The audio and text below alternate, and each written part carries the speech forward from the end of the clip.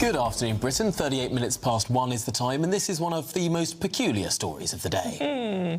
Yes, a wealthy London family are offering an eye-watering amount of money, and it is as well, a year for a private tutor to help their son grow into the perfect English gentleman. Yes, from polo to posh manners, they're hoping Eton or Harrow will one day come calling. Joining us now to discuss this is columnist Mark Parsons, who does talk terribly well, to be fair. Ryan, good to sit up straight, Ryan, for God's sake. Sorry. Ryan, I'm already doing it wrong. come on. You're a gentleman. OK. Now, tell us more about this story. It's a lot of money to teach a one-year-old to be posh. Yeah, I agree. I think it's an extortionate amount of money to spend on a one-year-old. But I actually agree with the principle of teaching children at a young age. I think one is probably a little bit too young. But to teach children etiquette, manners, I'm 25. There are far too many people my age that don't know how to behave, don't know how to talk, don't know how to conduct themselves in polite society. And I think if we're going to promote this and get children learning from maybe the age of 1 or 2, whatever it is. I remember when I was 14, 15, my parents sent me to etiquette lessons, and I think it's actually benefited me quite a lot. And I still remember the lessons to this day. And it's doing me okay. It's not doing me too badly. So I'm all for Ryan, this. though. I mean, I suppose on this point, I was taught from the age of very young to, you know, enunciate my T's, to pronounce a TH like rather than to use my fork as a sort of stabbing device rather than a shovel. I mean, all of these things my parents taught me. I wasn't sent off to some sort of tutor or extortionately expensive etiquette service. Yeah, of course. I think there are some basic things that your parents can teach you. I mean, ideally, they need to possess this knowledge. And if they can share that with you and they can give you some lessons at home, perfect. But I think there are so many things, for example, the etiquette class that I went to, that you can't... My parents, for example, didn't know. For example, how you went to a room, how to exit a room, how to start a conversation when you're networking, how to, you know, it's loo, not lavatory. I mean, I guess some of those things you can learn at home. But I think it was the level of expertise and on very niche subjects, I think you can't really learn in the family environment. So that's why I would recommend it. And I'm all for this. If a one-year-old is going to receive, I think it was £180,000, that's what they're offering. If they can get someone who's world-class and can teach this baby how to be a gentleman, I think that's great. And like I said, I think it's a little too young, but I agree with the principle of teaching children general etiquette, manners, and how to behave in society. How important is it in life that you do have extremely good manners and you have good etiquette? I think it's exceedingly beneficial. I have found a lot with my friends. Perhaps they haven't got the best university degrees.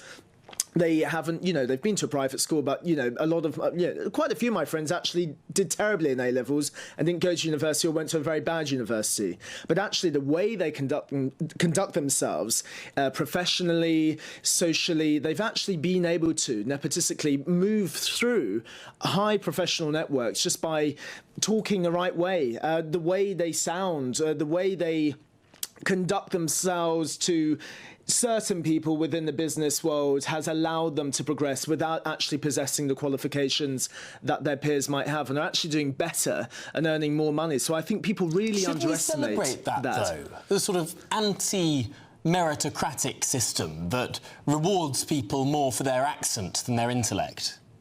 Well, I agree, but I don't think it should be celebrated. I don't think it's something that we should necessarily be proud of, but I think it's just facing reality. And unfortunately, I think Britain particularly, I find, is very much based on, I find in London, more than anywhere else, the way you speak, received pronunciation takes you so far. I have found through my own experiences and with my friends, and just being able to go into a room, offer some charisma, know what to say, know what to do, display some level of etiquette, I find has helped these people in ways that qualifications haven't. And do I agree with it? Not necessarily, but I think it's just if you choose to ignore that, then you're just running away from the reality of this country, which I think a lot of people, you know, aren't aware of, and they need to smarten up. And Master Parsons, I have to ask you this question. Did you end up going to a terribly posh school after your etiquette lessons? Well, no, I was currently at a secondary school when I took the lessons, but it wasn't Eton, it wasn't Harrow. I actually went to a very little, small, cheap private school in London, so it wasn't any of those. And do you judge people on how they talk? She asked for a friend.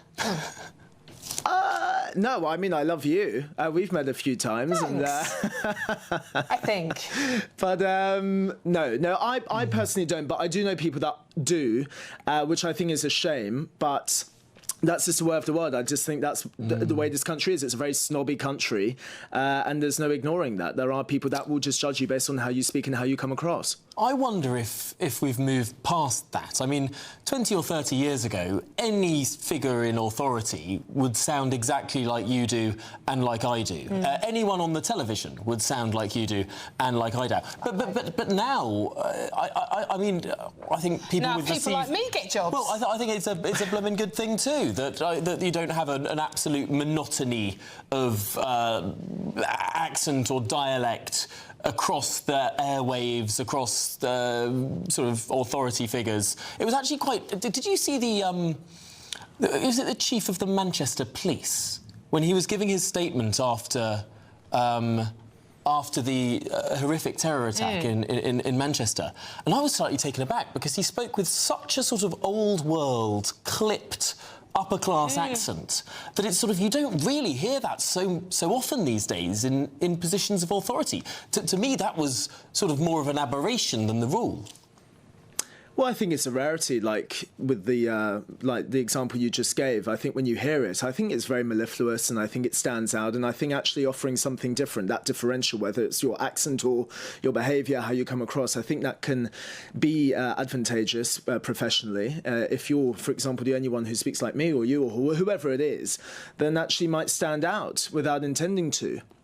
And be memorable, which I think is hard to be. You know, I think it does leave an impression nowadays because I think it is more rare compared to maybe 2 decades ago.